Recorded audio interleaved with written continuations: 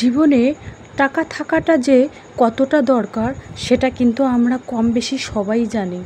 সবাই কিন্তু কোটিপতি হতে চায়, কিন্তু হতে পারে কয়জন, তাই না?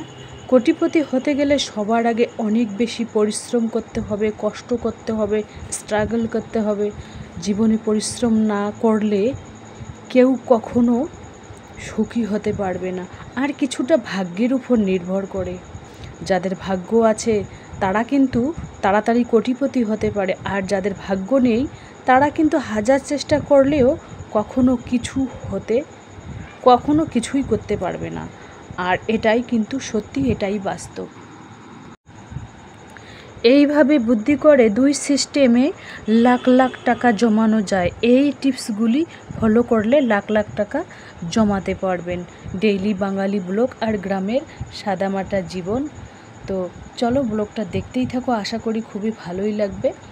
তো নতুন দিনে নতুন আরেকটি ব্লগ ভিডিও নিয়ে হাজির আমি আপনাদের মাঝে সাভানা, ভারতের ছোট্ট একটা গ্রাম শীতলকুচি জেলা থেকে বলছি। তো welcome back to my channel. আসসালামু আলাইকুম। তোমরা সবাই কেমন আছো? আমি আশা করি তোমরা সকলে ভালো আছো। আলহামদুলিল্লাহ আমিও ভালো আছি, আর আমার পরিবার পরিজনদের নিয়ে আলহামদুলিল্লাহ আমি ভালোই আছি। আর আমার প্রাণপ্রিয় কলিজা আপু ভাইয়েরা তোমরা সবাই কেমন আছো? আমি আশা করি তোমরা সকলে ভালো আছো। তো আজকে না মানে বেডশিটটা চেঞ্জ করব। অনেক দিন হইলো বেডশিটটা চেঞ্জ করা হয়নি, তো ভাবলাম যে না, বেডশিটটা প্রথমেই আগে চেঞ্জ করে নেব। কারণ কেউ ভিতরে আসুক, কোনো মেহমান আসুক, কোনো আত্মীয় স্বজন আসুক, প্রথমেই কিন্তু বেডটাই চোখে পড়ে। বিছানার মধ্যে কি চাদর আছে, নোংরা আছে না পরিষ্কার আছে, ওইগুলো কিন্তু কতগুলো মানে মহিলা কিন্তু ওইগুলো লক্ষ্য করে। বিছানার চাদরটা নোংরা আছে কি ভালো আছে, ওইগুলো মানে একটু ছল পেলেই কিন্তু বাইরে গিয়ে কাউকে বলবে, কিছুটা তো বলবে। তো মানে সেই স্বভাবটা কিন্তু 100-র মধ্যে 99% মহিলাদের আছে। এটাই স্বাভাবিক।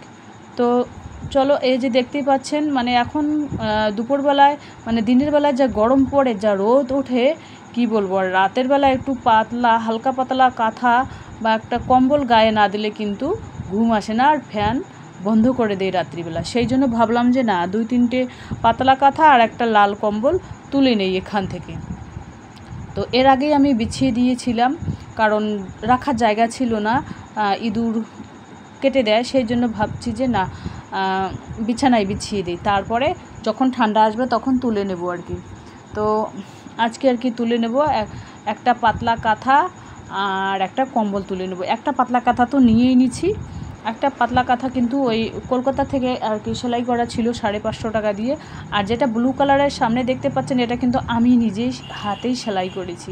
অনেক দিন লেগে গেছিলো, 2-3 মাস লেগে গেছিলো সেলাই করতে। কারণ আমি নাগারে সেলাই করতাম না, 2-একটা সেলাই দিতাম। ওই সন্ধ্যার সময় একটু চাটা খাবো বলে ওখানে বসে ঠান্ডার সময় আর কি সেলাই করছিলাম। এই যে এই কাঁথাটা, মানে এক আঙ্গুলের জায়গায় 2টো সেলাই, এক আঙ্গুলের জায়গায় 2টো সেলাই, এরকম করে 2-3টে সেলাই এরকম করে প্রত্যেক দিনই দিচ্ছি। তো ভাবছি যে না, অনেক দিন বেডশিটটা চেঞ্জ করা হয় নাই, তো আজকে আমি চেঞ্জ করব। তো এইভাবে বুদ্ধি করে দুই সিস্টেমে লাখ লাখ টাকা জমানো যায়। এই সিস্টেমগুলি ফলো করলে লাখ টাকা জমাতে পারবেন। হ্যাঁ, তো বেডটা আর কি চেঞ্জ করে নেব, পরিষ্কার করে নেব। আর টিনের ঘর হোক আর টালির ঘরও কী হোক, যদি বিছানার চাদরটা পরিষ্কার থাকে, ঘরটা কমসে কম নোংরা না থাকে, তাহলেও কিন্তু নিজেকেও শান্তি লাগে, কোনো মেহমান আসলে তাদেরকেও ভালো লাগে। ঘর দুয়ার হোক না ভাঙাচুরা হোক, কাঁথা বালিশ কম্বল ছেঁড়া ফাটা হোক, যাতে পরিষ্কার থাকে, যেন পরিষ্কার থাকে, এটাই আর কি। তো চলো ব্লগটা দেখতেই থাকো, আশা করি খুবই ভালোই লাগবে। আর এই দেখতে পাচ্ছেন একটা মোটা কম্বল এখানে বিছিয়ে দিয়েছি। এটা একটু অল্প একটু ফুটা আছে, তো চলবে, কোনো ব্যাপার না। তো গোলাপি কালারের বেড মানে চাদরটা আমি চেঞ্জ করে দেব, আর ইয়েলো কালারটা তুলে রাখবো। যেদিন সময় পাবো সেদিন ধোবো, যেদিন কড়কড়ে রোদ উঠবে সেদিন আর কি ধোবো। এখন দেখুন, তোমাদের একটা কথা বলছি আমি, আমার মতো যদি বুদ্ধি করে চলো, তাহলে কিন্তু মানে দুই সিস্টেমে আমি কিভাবে লাখ লাখ টাকা জমাই সেইটাই তোমাদের কাছে আজকে শেয়ার করব। দেখুন, দুই সিস্টেমে তোমরা টাকা জমা করতে পারবেন। 1 নম্বর তো বেশি টাকা হলে সরাসরি ব্যাংকে গিয়ে রাখবেন। 2 নম্বর হচ্ছে প্লাস্টিকের ভাঁড়ে বা মাটির ব্যাংকে বা প্লাস্টিকের ব্যাংকে ঘরের ভিতর টাকা রাখতে পারো। তো আমি কিন্তু এই 2 সিস্টেমে টাকা জমাই। যখন বেশি টাকা হয় তখন কিন্তু যেদিন আমি লক্ষ্মীর ভাণ্ডারে টাকা তুলতে যাই বা দলের টাকা জমা করতে যাই, সেদিন কিন্তু বেশি টাকা হলে কিন্তু আমি ওখানে সরাসরি ব্যাংকে গিয়ে রাখি। আর 10 টাকা, 50 টাকা, 20 টাকা, 100 টাকা হলে কিন্তু আমি ওই প্লাস্টিকের ভাঁড়েই রাখি। ভাবছি একটা মাটির ব্যাংক নিব। মাটির ব্যাংকে নিলে ওই 10 টাকা 5 টাকাগুলো যেগুলো আর কি খুচরা, সেইগুলো আমি ওই টেবিলের উপরে রেখে দেবো। 10 টাকা 5 টাকা রাখবো। আর নোটগুলো আমি বেশি টাকার দামের নোটগুলো আমি ওই প্লাস্টিকের ভাঁড়ে রেখে মানে ওই একটা বাস্ক আছে ওখানে আর কি তালা মেরে রেখে দেবো। তো এভাবে আর কি চলতে হবে। এভাবে যদি প্লাস্টিকের ভাঁড় হোক, মাটির ভাঁড় হোক, মানে 5টা 10টা যদি ভর্তি করতে পারি, তাহলে বছরের শেষে কিন্তু মোটা অঙ্কের টাকা আমি নাড়তে পারবো, লাখ লাখ টাকা আমি সঞ্চয় করতে পারবো। তো এই লাখ লাখ টাকা সঞ্চয় করার পিছনে হাজব্যান্ড ওয়াইফ দুজনেরই কিন্তু পরামর্শের মাসোরা, ছালা পরামর্শের দরকার আছে। ছালা পরামর্শ যে সংসারে হবে না, সে সংসারে কোনোদিনও উন্নতি আসবে না। স্বামী স্ত্রী দুজনের মধ্যে ছালা পরামর্শ না হলে সেই কাজের মধ্যে আল্লাহ কোনোদিনও বরকত দেবে না। সেই জন্য বলছি কি, আমরা যারা সবাই স্বামী স্ত্রী আছি, তারা যেন একে অপরের দুঃখে দুঃখী হই আর সুখে সুখী হই, এটাই করা উচিত প্রত্যেক হাজব্যান্ড ওয়াইফের। কিন্তু এখন দেখা যায় না, এখন বেশিরভাগ হাজব্যান্ড ওয়াইফের মধ্যে বনতা নেই, ঝগড়াঝাটি লেগেই থাকে, মিল মহব্বত খুব কম থাকে। এখন মানে দেখি তো আমি সেটাই আর কি, যেটা মানে দেখি আশেপাশে, সেটাই আর কি আমি শেয়ার করি। আশেপাশে দেখি বা আমার নিজেদেরও ক্ষেত্রে হয় ঝগড়াঝাটি, কার হয় না, সবারই হয়, কারো বেশি কারো কম। অশান্তি সবার সংসারে হয়, কম আর বেশি বাঁচে এতটুকুই। টক ঝাল মিষ্টি নিয়েই তো জীবন। এত অশান্তি ঝগড়াঝাটির মধ্যেও দুজন দাম্পত্য জীবনে যে কিভাবে এক ছাদের নিচে বছর কাটিয়ে দেয়, সেটাই তো।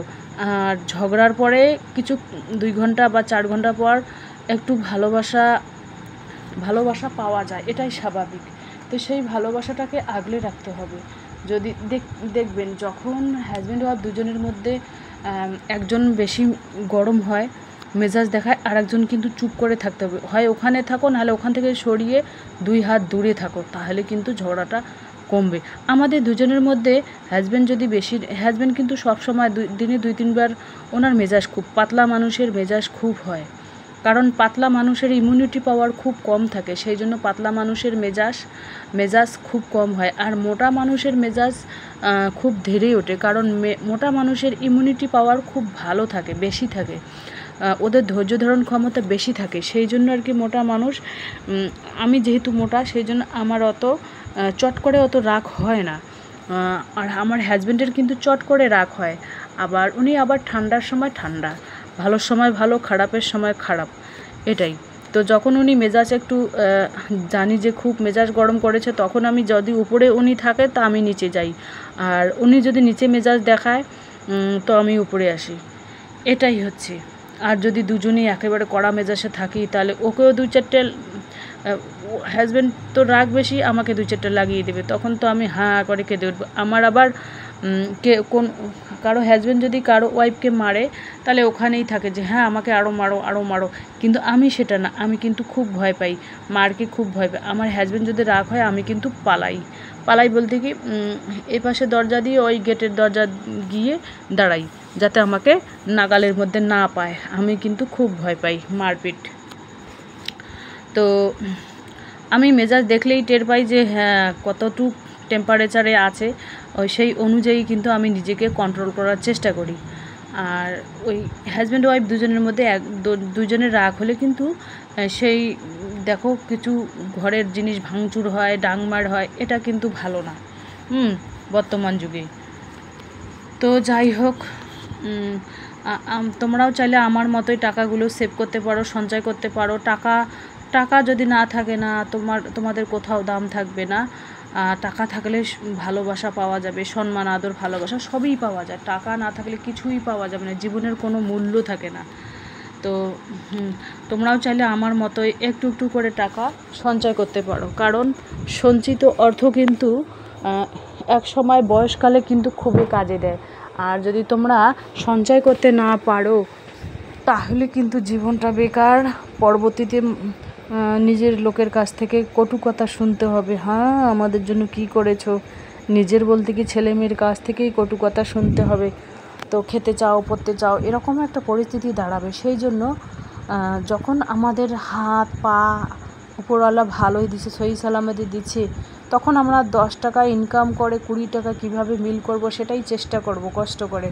আর আমরা তো আলহামদুলিল্লাহ ভালোই আছি। আর যারা রাস্তাঘাটে হাত পা, কারো হাত নেই কারো পা নেই, রাস্তায় শুয়ে আছে, একটু ভাতের অভাবে হাত পাততেছে, তা ওদের অপেক্ষায় আমরা আলহামদুলিল্লাহ অনেক ভালো আছি। মধ্যবিত্ত হলাম তো কী হলো, টাকা কম নাড়তে পেলাম তো কী হলো, কম খেতে পেলাম তো কী হলো। যেখানে 500 গ্রাম মাংস খাওয়া লাগে সেখানে 250 গ্রাম খেলাম, মরে তো গেলাম না, বেঁচে তো থাকলাম। অল্প খাওয়া বরং ভালো, স্বাস্থ্যের পক্ষে ভালো অল্প খাওয়া। রাতের বেলা তো ভাত না খেলে আরও ভালো, এটাই তো। সেই জন্য আমি বলি কি, একটু একটু করে তোমরা টাকা সঞ্চয় করতে শেখো। আর ছেলে মেয়েদেরও সাথে সাথে শিখিয়ে দাও, কারণ বাবা মা ছেলে মেয়েদের যদি না শেখায় তাহলে কে শেখাবে বলো। তো এভাবেই আমি আর কি কিছু কিছু অল্প অল্প করে সঞ্চয় করে, আমার না এই সঞ্চিত টাকা দিয়ে আমি অন্য কোনো জিনিস কিনবো না, গোল্ড কিনবো। আমার মেয়ে বড় হচ্ছে, তো মেয়ের জন্য একটা সোনার চেন করব, হাতের করব, আংটি করব। আমার অনেক দিনের স্বপ্ন, আমার মেয়ের জন্য করে আমি 2-3 বছরও ব্যবহার করব, যাতে আমার শখটা মিটে যায় আর মেয়ে তারপরে শ্বশুরবাড়িতে করতে পারে, ব্যবহার করতে পারে। একটা চেন বানিয়ে দেবো যাতে আমার মেয়ে সবসময় ব্যবহার করতে পারে শ্বশুরবাড়িতে। আর কানের বানিয়ে দেবো, হাতেরও বানিয়ে দেবো। এই যে দেখুন আমি একটু এক্সারসাইজ করতেছি, কারণ আমি প্রত্যেকদিন সকালবেলায় কিন্তু এক্সারসাইজ করি। এখানে কিন্তু কাপড় চোপড়ে ভালো এক্সারসাইজ হচ্ছে না, এটা তোমাদের একটু জাস্ট দেখানোর জন্য একটু আর কি দেখিয়ে দিলাম। কারণ যদি ভালোভাবে করি এক্সারসাইজ তোমাদের সামনে, তাহলে আমার ওড়নাটা উল্টে পাল্টে যাবে, তখন ফেস টেস দেখা যাবে, সেই জন্য। তো এখানে লাল চা করে নিয়েছি অলরেডি। আজকে দুধ কচুর ডাঁটি, আলু বেগুন টেগুন দিয়ে একটু ঘন্ট বানাবো, আর শুকটি মাছের ভর্তা বানাবো, তাই দিয়ে সকালের হয়ে যাবে। আর রাত্রিবেলার একটু পোলট্রির মাংস রাখা আছে আর কি। এখানে ভাত বসিয়ে দিয়েছি রাইস কুকারে। তো যাই হোক, আমরা যেহেতু মধ্যবিত্ত পরিবারের, বুদ্ধি খাটিয়ে চলতে হবে। দুধ কচুর ডাঁটিগুলো খেয়েই শেষ করে দিলাম, আর অল্প বাকি আছে আর কি। কিছুদিন পরে দুধ কচুর ডাঁটি খাওয়াই যাবে না। তো চলো আজকের ব্লগ এ পর্যন্তই। ততক্ষণ তোমরা সবাই সুস্থ থাকো, সাবধানে থাকো, টাটা, আল্লাহ হাফেজ। আর এই যে দেখুন যা রোদ উঠেছে, বাপরে বাপ, একেবারে কড় করে রোদ উঠেছে। আর ভাবছি যে হ্যাঁ, মনে একটা প্ল্যান আসলো যে হ্যাঁ দুধ কচুর পাতা একটা ভর্তা বানাবো। এখানে কাঁচা লঙ্কা, পেঁয়াজ, পাকা লঙ্কা, রসুন, লবণ দিয়ে আর কি কচুর পাতাটাকে সিদ্ধ করে নেব। সিদ্ধ করে নিয়ে ভর্তা বানাবো। ছেলে কিন্তু খেতে চায় না, মেয়ে আর আমিই খাই। আর কচু পাতা যদি একটু ভালো সিদ্ধ হয় তাহলে কিন্তু ভালোই হয় বেশ খেতে। আর ওখানে কচু পাতার ভর্তা হয়েছে, আর এখানে ঘন্ট বানাচ্ছে আর কি।